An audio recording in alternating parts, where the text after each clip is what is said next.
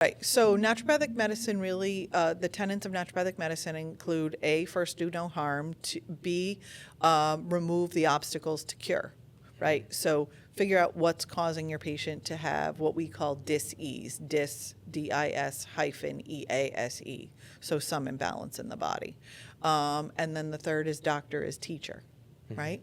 So you want to really teach your patients to be empowered about their own health care and really empower them to heal themselves from within. So that's really the difference than, standard pill for an ill, manage your disease state, conventional health care.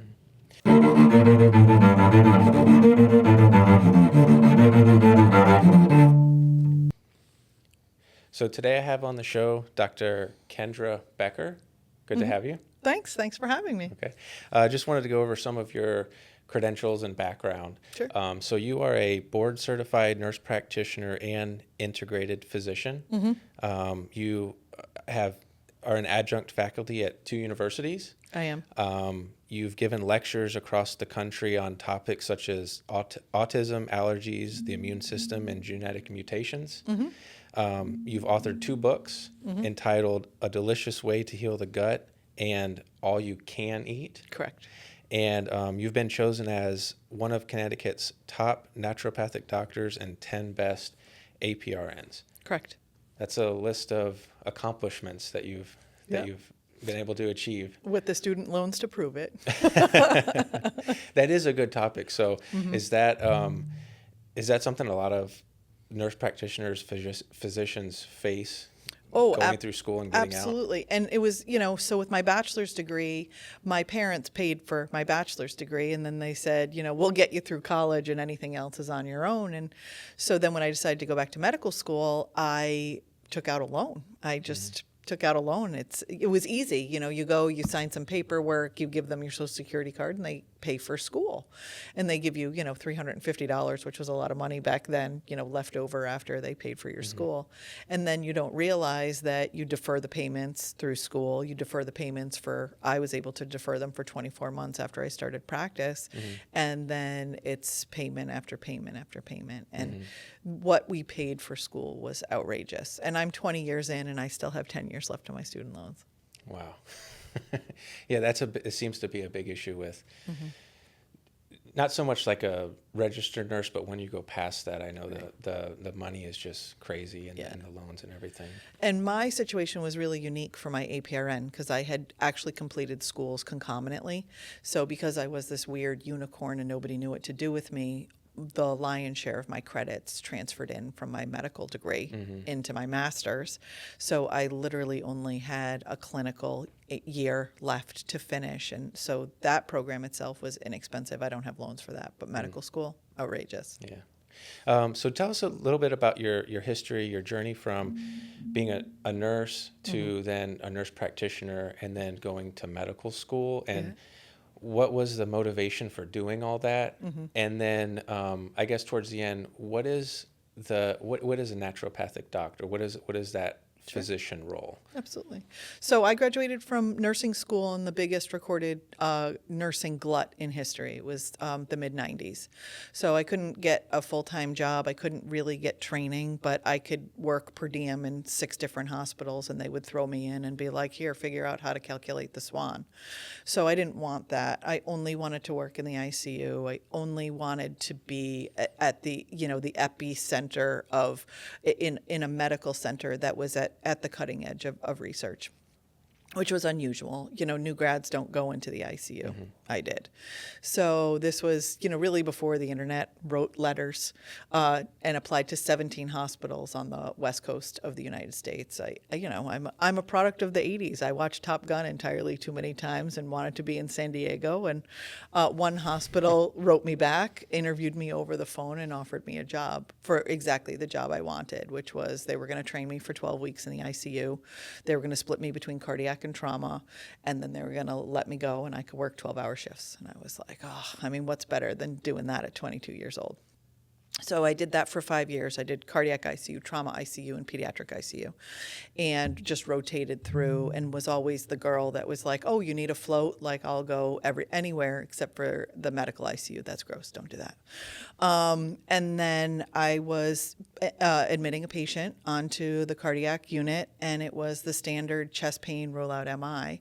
And he came to the unit. I can't remember what the reasoning was. And I was standing by the fax machine. And this was at the beginning of the rollout of like the HMO. You know, we were in the belly of the beast near Kaiser and things like that. Can you, before you continue, can you talk about what is HMO? Before you finish that story, what is that? What did that mean? Oh, so an HMO is basically a governing body or a gatekeeper for your health care. So you have to see like a primary care doctor in order to get a referral to any sort of a specialist. And that's how the insurance was kind of governing health care at the time.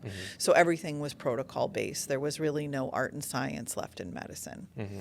And so I had a patient that had come up on the ICU, and I was standing by the fax machine reviewing his admission orders. And while I was standing there looking at his admission orders, over the fax machine came his discharge orders because it was all protocol based. So the patient never saw a doctor. Wow. So I have this, I don't know if it's my saying, but it's like protocol sometimes just trumps common sense. Oh, and absolutely. it seems like it happens quite a bit in healthcare. Well, but that's why doctors don't want to go into primary care, because who wants to be that guy? I mean, you could train a robot or a golden retriever to check a box and email over a referral.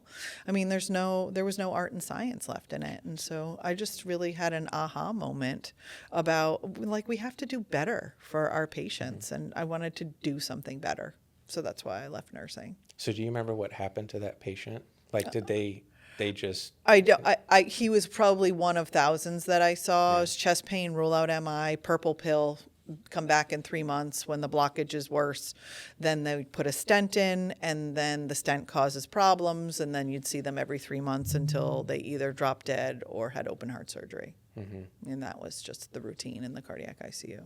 So that was an eye-opening situation for you. Yeah. And then that's when you decided, I want to go back to school. Right. And so but I wanted to do something that was going to help people. So I didn't even know what naturopathic medicine was. What I knew is I had two grandmothers that immigrated from Europe. One grew all of her own food. The other was incredibly practical and thrifty. One was had left the Europe right before World War II, and the other one came over in the Depression era. So it was, these were just practical women that when we scraped our leg, we went to the garden and got comfrey, or, we packed up our leftovers and repurposed them. And these were all things that I thought was, real, true, and authentic healthcare. And that led me to naturopathic medicine.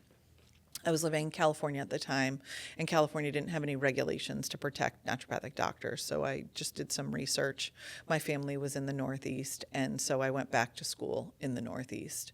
And I loved California at that time, and I had the date circled on the calendar. I was going to go back, and I was going to practice naturopathic medicine and heal people with salt water and tell them so with my medical degree. And then I met my husband in medical school, and so that was the end of that.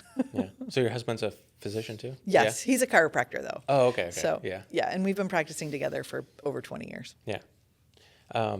So you have a unique background because you have the nurse practitioner prescribing power and that whole experience with being in the, what we call the traditional healthcare system in the United States, but then you have this other degree with being a naturopathic doctor. So how's that been to your advantage combining those two things together? Because I know that, there is a time where people need that, prescriptions, and there's things that they need. So how is that been for you? So being in Connecticut, the reason I actually continued on with my nurse practitioner is because the regulations in Connecticut were really unique. The laws had been on the books since Connecticut was incorporated in like 1659. In 1659, we didn't have any pharmaceuticals, so they just said, this is what you can do as a naturopathic physician. What I couldn't do was sign a physical form for school, which was nonsensical.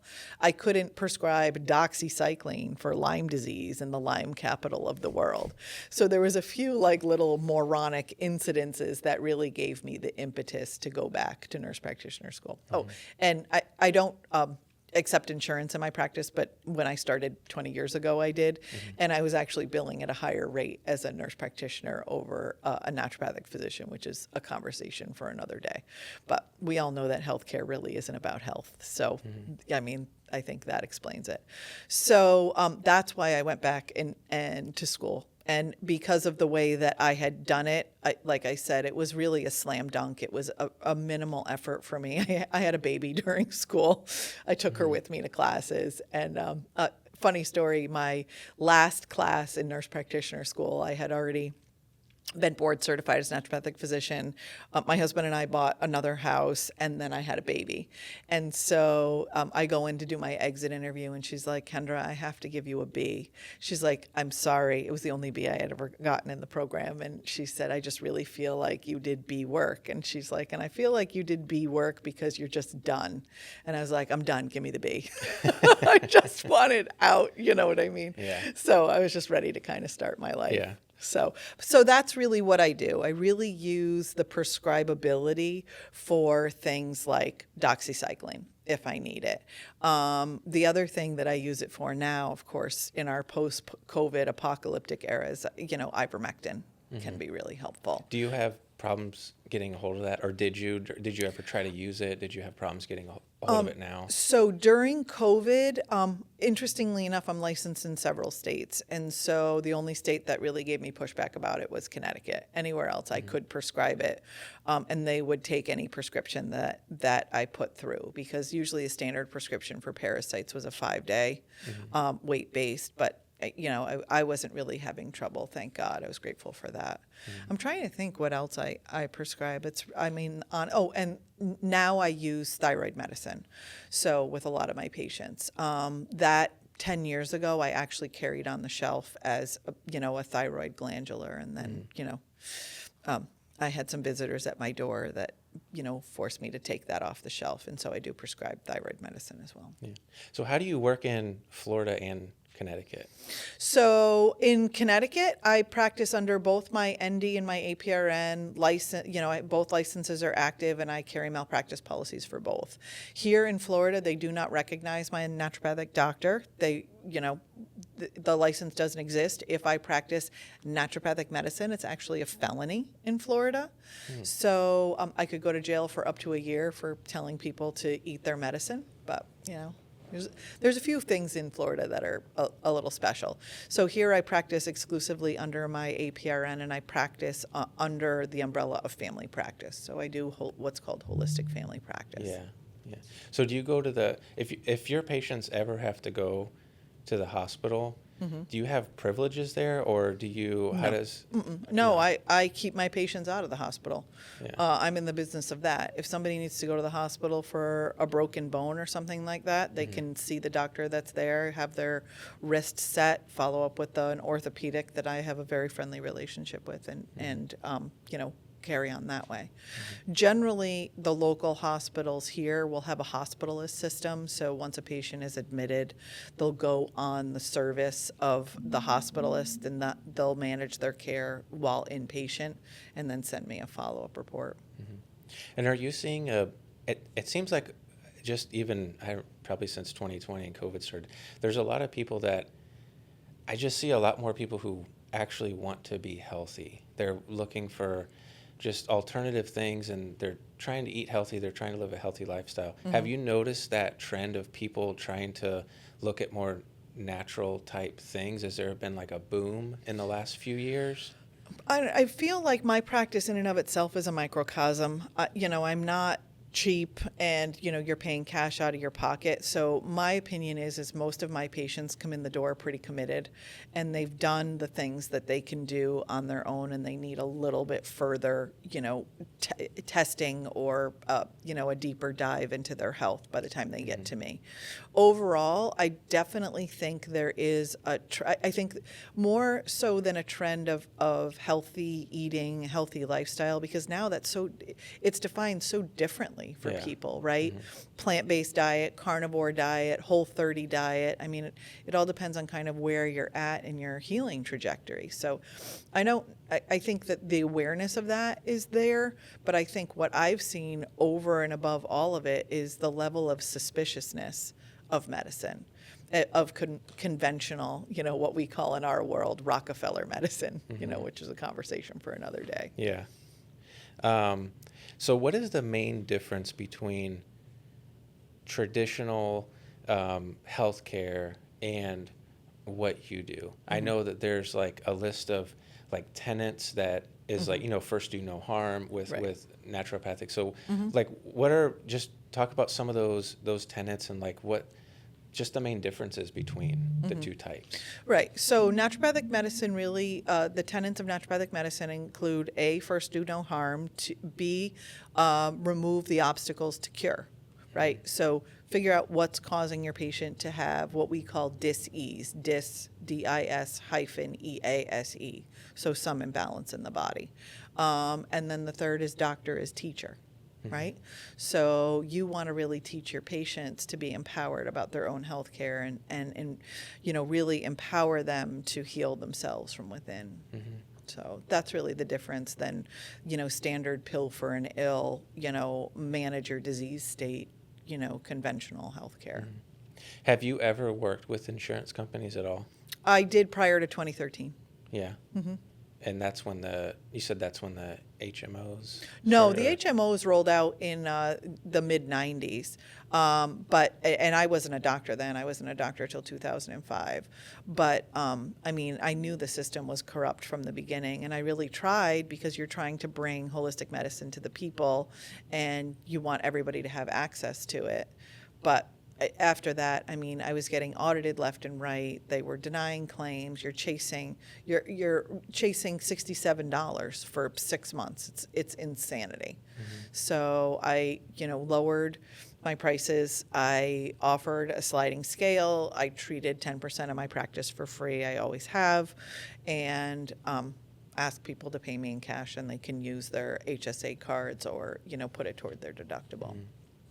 That's one thing that I struggle to understand about insurance is it seems like there's things that could save the insurance company money. Like if they were to do something to keep people out of the hospital, it would actually save them money because once you go to the hospital, it's like thousands of dollars. Yep. So if you could incentivize people with something that costs a couple $100s, why wouldn't you just rather treat them for a couple $100s than they go to the hospital and now it's like $50,000? I don't understand why there's no... Because it's just a circle of corruption. The money just changes hands. It goes from the revolving door of the FDA and the government to the hospitals, back to the revolving door of the FDA and the government. There's no cure. There's no treatment for it. It's just a management. And there's no incentive. A pharmaceutical company with a $4 billion budget for a single drug is not about making you healthy. They're about making you dependent on a drug that you take from cradle to grave. That's the problem. Yeah. Yeah, I know a lot of the pharmaceuticals, I've heard that just like with certain drugs, and when they're going through the trials and the studies, they know information that's not always disclosed, and there's a risk of, well, we're going to make this much money, but there may be some lawsuits, but we'll probably make more money than the lawsuits are going to cost. Which is 100%, crazy. 100%. I had a very dear friend who lived near where my office was in Connecticut, and she worked for Pfizer, and her job was to drop the people out of the studies that had bad reactions. So they started with 100 people. 50 of them had bad reactions. They took the 50, and that's what they published the study on. That's science. I know one of the things you specialize in is the 4 A's, which are asthma, atopy, which is eczema. And then what are the other two?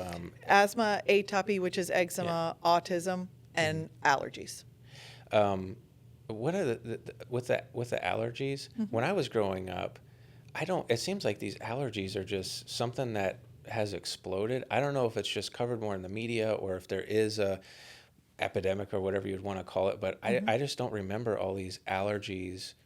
When I was growing up, I didn't really know anyone that was allergic to, gluten or had intolerances to dairy and eggs and all these things. Can you talk about if there has been an increase, and what's your opinion on what's causing that? Is there a lot of genetic stuff, or is it environmental?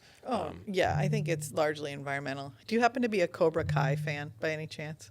Have I've you ever seen it. I've seen it. So the first season, one of the first episodes, for those of you who don't know, it's a kind of a 20 or 30 year knockoff of the Karate Kid. So they took the original cast and basically built a storyline around that. So one of the characters in there opens up a karate dojo, and all these kids come in, and some of them are overweight and some of them have asthma, and they all come in with their like medical paper, and he's reading the medical clearance, and he's like, what's asthma? What's this? And it was so funny to me because that's my generation. Like, we played outside until it was dark. Our moms turned the porch light on, and you knew to come home. You were looking for your kid. You found, the stack of bikes at somebody's house. I mean, it was just, it was a nice way to grow up in a suburban area. And I think what's happened is we've just filled our toxic bucket. And I mean, we certainly could go down the rabbit hole of what happened in 1986 with the Vaccine Injury Act and how the pharmaceutical companies were really almost broke until that point. And then when Ronald Reagan signed into effect, the ability for pharmaceutical companies to have zero liability around vaccines, the vaccine schedule went from 4 vaccines to kids, that were born in the 70s and 80s to 72 for ones that are born today. Actually, I think it's up to 78, but nonetheless. So I think that plays a huge part in it. I wrote my postdoctoral thesis on adjuvants, which are things that are put in vaccines to increase immune modulation. And there were many, many studies where they were using different plants like asparagus and herbs to work as adjuvants. And all the pharmaceutical companies found that heavy metals like aluminum were much more effective at stimulating the immune system. So when you're overstimulating an immune system, literally from moments after birth, you're going to have a higher reactivity rate to just about everything. So you think a lot of it's environmental? Is some of it's genetic? So, I've seen evidence of what they call nonsense mutations, where parents have a child and then neither of the parents have a mutation and the child has a mutation. So that's what's called a nonsense mutation. It happened because of some damage to DNA. So in your practice, you work a lot with children. There's a lot of kids that you see. Yes. What are some things that, just the top 2 or 3 things that parents can do to just help their kids be more healthy? I know there's a lot of just these allergies and stuff. There's childhood obesity is, to me, it's just like, if you just eat good food, it seems like that will take care of 90% of the problems. But what do you think about the, 2 or 3 things simple things that are affordable and just that are very practical that parents can do to help their kids just grow up more healthy? Yeah, absolutely. So when I first started practicing naturopathic medicine, I was the 33rd practicing naturopath in Connecticut. Nobody knew what a naturopathic physician, licensed naturopath. Nobody knew what one was, and the ones that did had already seen 7 other doctors, and you got everybody else's failures. And people were coming in my office with all kinds of stuff I hadn't even heard of, let alone have experience with as a new doctor. So I just really leaned on the tenets of naturopathic medicine. First do no harm and remove the obstacles to cure. So I put everybody on a healing diet, that varied from patient to patient, and honestly prayed over them and said, God, just send me the knowledge and the wisdom that I need to be able to help this patient and make them come back in 3 months. And they'd come back, 85% of them were better. And so I think at least 85% of it is food. And that's, what I always say is, eat clean, train mean, and practice forgiveness. And those are really the keys to, a happy life. So don't eat junk, shop in the perimeter of a grocery store. I don't even set foot in a grocery store. So, shop the perimeter, buy food that rots. Stay away from anything that's processed in a box or a bag or has a coupon, and drink a lot of water and turn off your Wi-Fi. Have you done any, do you recommend fasting? Have you ever had any experience with intermittent fasting or, 2, 3, 4 day fasts? And I know it can be helpful for inflammation or just losing weight. Have you ever done anything with that? Fasting needs to be approached with extreme caution, because if the body is out of balance from a thyroid or an adrenal perspective, that fasting can actually cause damage. So it's definitely a medical procedure and should be supervised by a physician. Where do you start? Like if someone were to come see you, like what do they start at? Do you start them with like cutting out one, like an intermittent type fasting, or do you go to like a 2 day, 3 day fast? Or Intermittent fasting can be very damaging to the body if it's not done properly. So generally I do blood work and a full, physical and emotional exam before recommending that. yeah, So yeah, okay. So you're a big believer in, diet and things like that. How much does that affect just like your behavior, especially in kids? Because another thing is like like not so much autism, but like ADHD.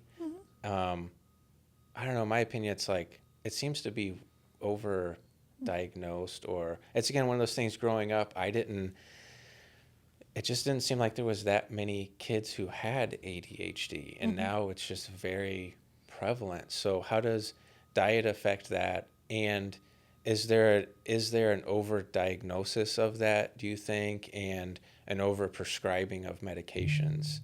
Can something be done more naturally to help those kids? Oh, absolutely. I mean, research, pediatric medical research has shown that, 90% of ADHD is a reaction or sensitivity to food dyes, fake sugars, and, what they call the top 8 allergens. So, I mean, that I think is huge. I also think, I'm not necessarily sure that there's an overdiagnosis, but I'm not a huge fan of public school. And I think trying to shove a square peg into a round hole is really damaging for children emotionally and physically. So, my opinion is, and I think it was Michael J. Fox who said, if kids can't learn the way we teach, then we need to teach the way they learn, something like that. Like every child has a unique learning style. Yeah. Not everybody Yeah. is a visual learner. So if you have somebody who's an auditory learner in a visual class, they're going to be a jerk. And so that jerk ends up getting a diagnosis because they can't sit still and learn. They're just really frustrated. So I'm a huge advocate of out of the box, teaching and schooling. And that's what I did with my own kids. Yeah.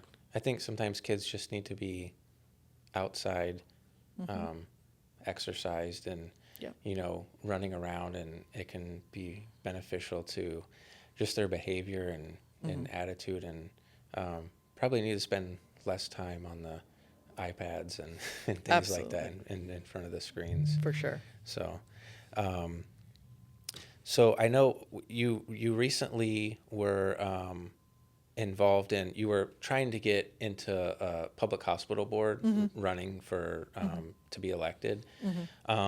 What was the motivation behind that, and what were you, I guess just talk about that story, and then what was the motivation, and what were the goals? What were you wanting to accomplish or do with that? Sure. There's only 2 towns in the state of Florida that actually have an elected hospital board. So I thought that was pretty cool.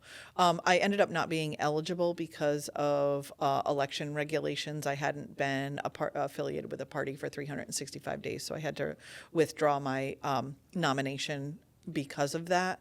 I would like to try that again at some point in the future. But my goal and my impetus was to actually go in and make a change in a hospital.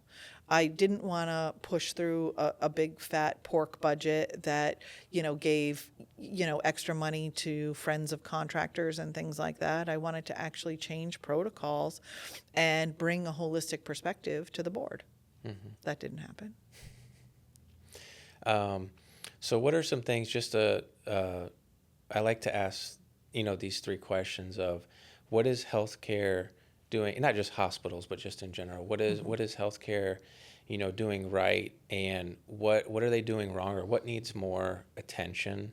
And then how does the community or individuals go about accomplishing those changes?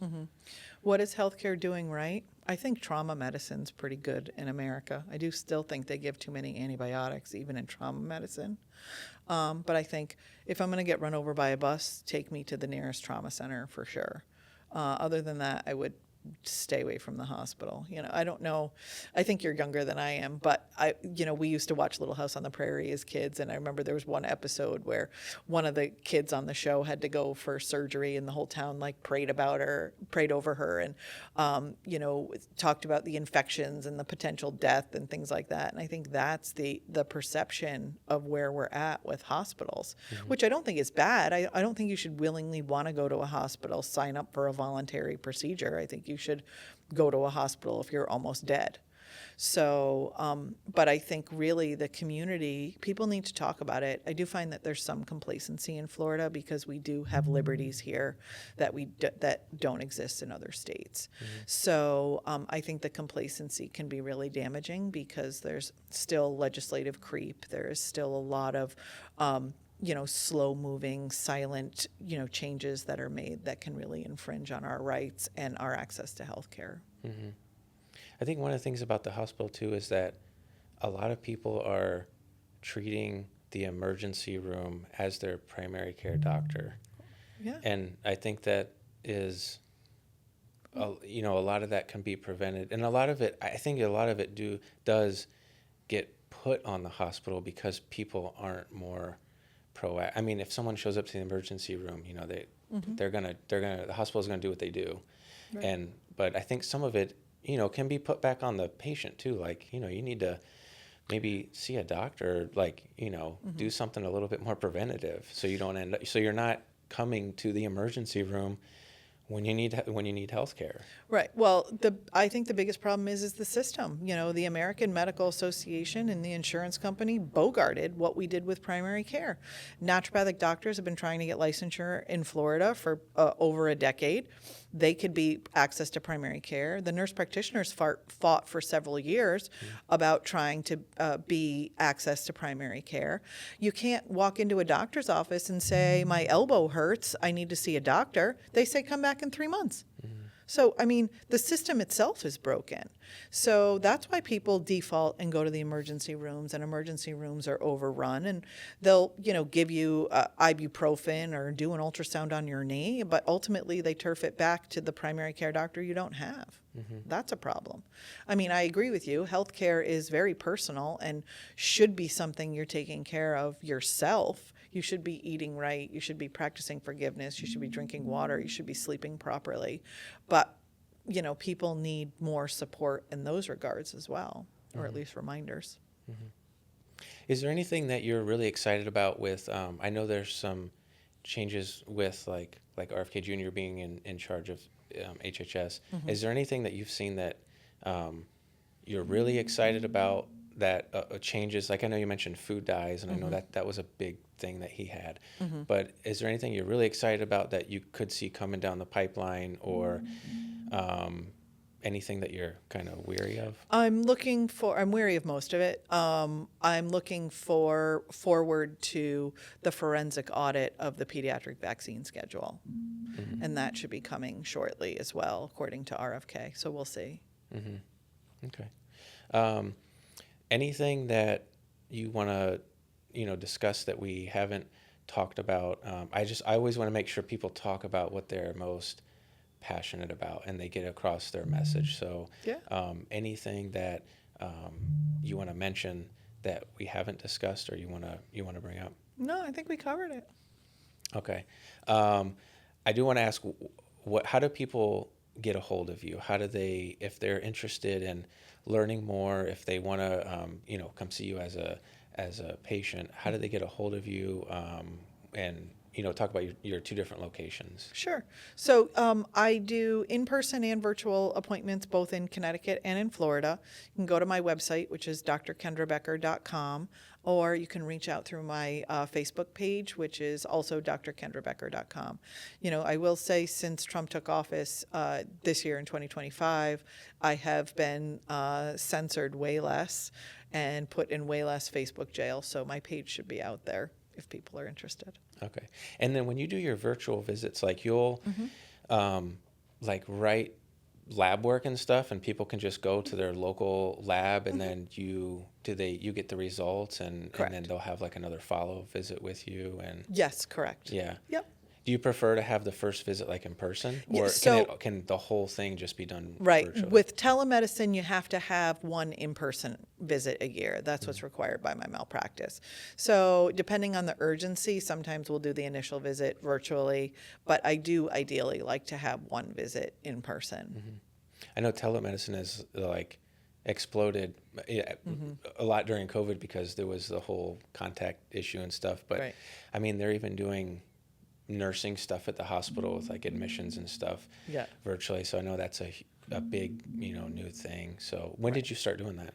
I started doing telemedicine way before COVID, just because of my national notoriety. So I did have some patients in foreign countries, and always, just had a real niche practice. So I've always kept licenses for telemedicine in other states. And then with COVID, I was probably about 50-50 prior. And then with COVID, it was about 80-20.